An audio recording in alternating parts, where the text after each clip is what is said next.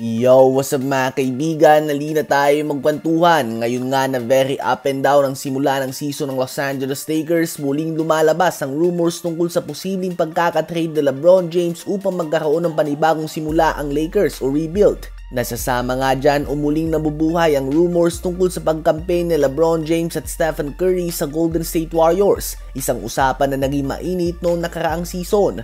Well, ngayon nga ay muling nalalagay ang pangalan ni LeBron sa mga trade rumors, at ayon kay Anthony Irwin ng LA Times ay kung matitrade nga daw sa LeBron James ay most likely isasama si Bronny sa deal na ito, at tutuparin din umano ng Lakers ang nagustuhan ni LeBron na paglaruan ng team na gusto niyang puntahan, as long as may trade offer nito na kayang ibigay na makakapagsimula ng rebuild ng Lakers. So literal nga na 2-in-1 package ang mag-ama. Kung gusto mo nga na makuha sa LeBron ay dapat handa ka din na tanggapin si Bronny.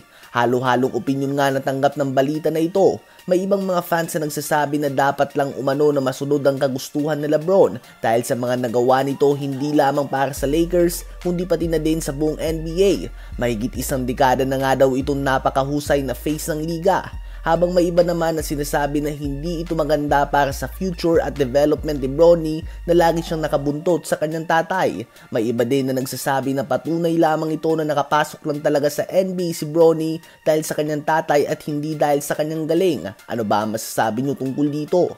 Ngayon ay tumungo naman tayo kay Jimmy Butler. Napag-usapan nga natin kahapon mga kaibigan na ang Miami Heat ay handa nang i-trade si Jimmy Butler as long as tama ang offer ng mga team na gustong puntahan ni Butler mismo.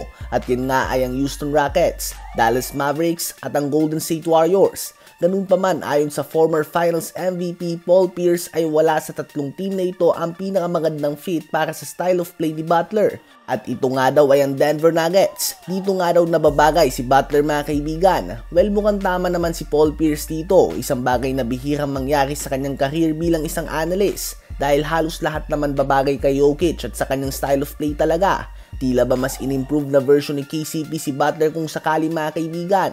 Ganun pa man wala ngang gaanong assets ang Denver Nuggets. Kung gugustuhin nilang makuha si Butler, malamang ay kailangan nga nilang pakawalan ng isa kay Jamal Murray, Aaron Gordon o kaya naman Michael Porter Jr.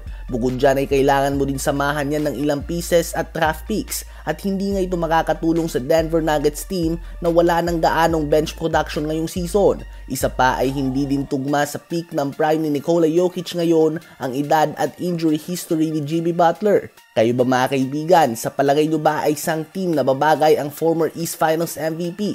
I-comment yan sa baba at aking babasahin yan. Huwag kakalimutan na mag-like, mag-subscribe at i-hit ang notification bell for more updates at kwentuhan. Maraming salamat po.